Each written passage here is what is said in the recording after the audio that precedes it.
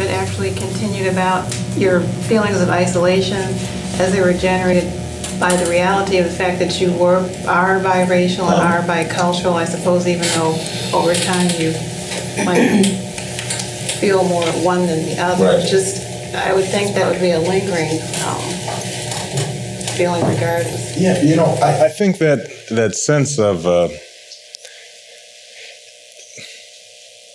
what I discovered, and I try to write about this in the book, is that I guess that the solution for me to that sense of isolation was to throw myself into a community, to basically decide, and it wasn't articulated in my mind at the time, but in retrospect I can see what I was doing. I ended up deciding that my individual fate had to be tied to something larger than myself. That my individual salvation would only come from a collective salvation of some sort. That my true sense of self would only come if I had some sense of community. And so what I internally, I think, did was to sort of reach back into that period of time that my parents came together, the civil rights movement. And I think I internalized a sense that this country had, that this nation had in the early 60s, that we could transform community, that we could break isolation.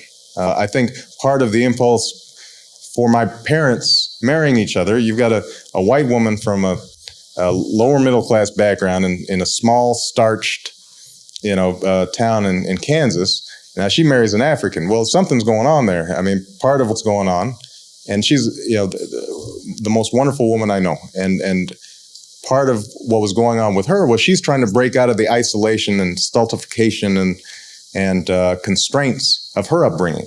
My father, on the other hand, he's trying to break out of his own sense of isolation. He is a transitional figure, someone who's moving essentially from the 18th century directly into the 21st, out of a small Kenyan village into a Harvard PhD program,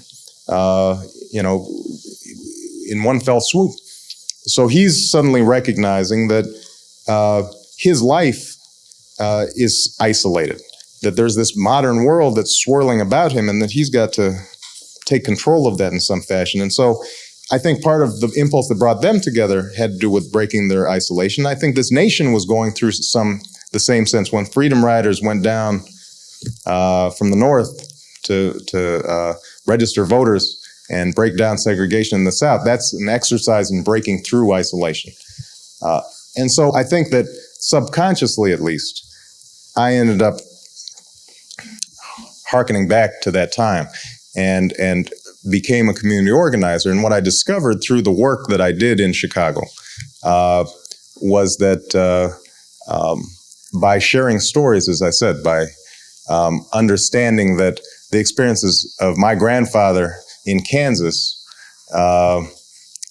who, sort of had an unsavory past, and his father left him and left his mother. His mother ended up committing suicide. He was always sort of, I guess what might be considered poor, white trash. That his story, his needs, his hungers weren't that different from a young man that I'm looking at, an 18-year-old in Chicago, whose father's left him and whose mother's maybe smoking crack, and he's trying to make his way, and I'm working with him. Once you start seeing those stories and digging beneath the surface, then you can reclaim a connection. And I guess one of the things that I think that translates to politically is a sense that if we work through these, racial harmony is not going to come by us holding hands and singing Kumbaya. That understanding has to be earned. It has to be worked for, and there are sacrifices involved. And I think that breaking isolation requires work and sacrifice. If you want another awesome video in our Black Excellence series, check out the video right there next to me. I think you'll enjoy it. Continue to believe, and I'll see you there.